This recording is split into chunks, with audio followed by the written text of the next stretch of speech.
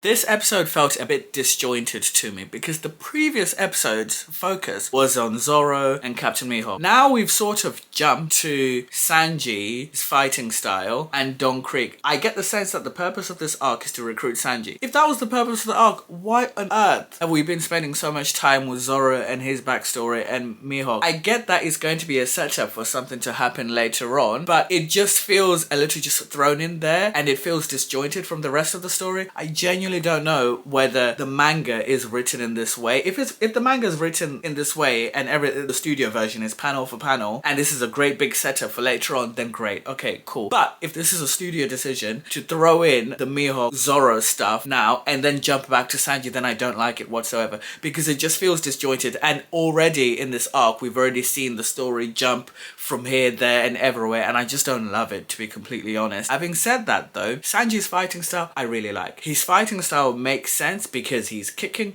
his mentor used to kick, so that makes sense, and he doesn't want to get his hands dirty because he's a chef. Cool, that checks out, I love it. The Baratie fins, when they opened it and the fighting cooks started getting into it, that was cool. The backstory of the cooks, of how they got recruited and even seeing their designs of Sanji when he was young and Patty when he was young, that was cool, great, love it. Pearl coming up, the antagonist and him giving his little speech about how he's never bled and then actually bled, that was cool, that was great. I really like it when antagonists and like bad characters actually have a bit of personality and a tiny bit of backstory, even though they're probably going to be NPCs and we're never going to hear them off them again. It's cool that they've got personality, and it is even greater that when one of them was talking and Don Krieg was trying to make his speech, Don Krieg got frustrated and just disposed of him on screen. I think that's great because it reminds the audience that, you know, there is actually danger here, and each time these characters come on and they've got a little bit of backstory, you get some kind of attachment to them rather than just getting the new bad guy of the week, ha ha ha ha, and then they just get disposed straight away. So it's great that they're adding flavor to these side characters who aren't even really side characters, because let's be honest, we're probably going to see them for one episode and they're gone. That's cool. However, it does probably slow down the story more than it needs to be, so maybe this is a personal preference thing,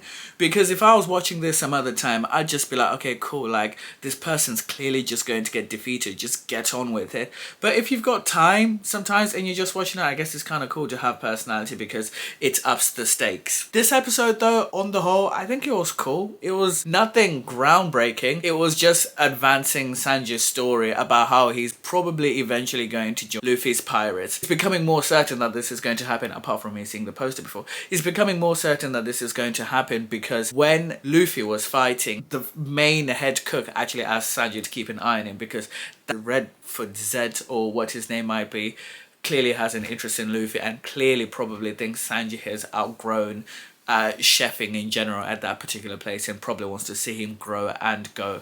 So that all makes sense. Now, switching back to Captain Mihawk. Someone mentioned that Captain Mihawk might have a devil fruit power. If he's got a devil fruit power, I'll be honest, I don't love it. The reason I don't love it is we are only on episode 25 and we've already had three characters with devil fruit powers. We've had Buggy, Luffy, Captain Mihawk. That's like one devil fruit power every 10 episodes. That's unsustainable. One Piece is about 1,000 episodes. Are you telling me that we're going to get to episode 1,000 and there's going to be 100 characters with devil fruit powers? I think if that ends up being the case, that's really going to dilute the story and it's really not going to make me feel threatened by any of the bad guys, and it really takes away from devil fruit powers being super special.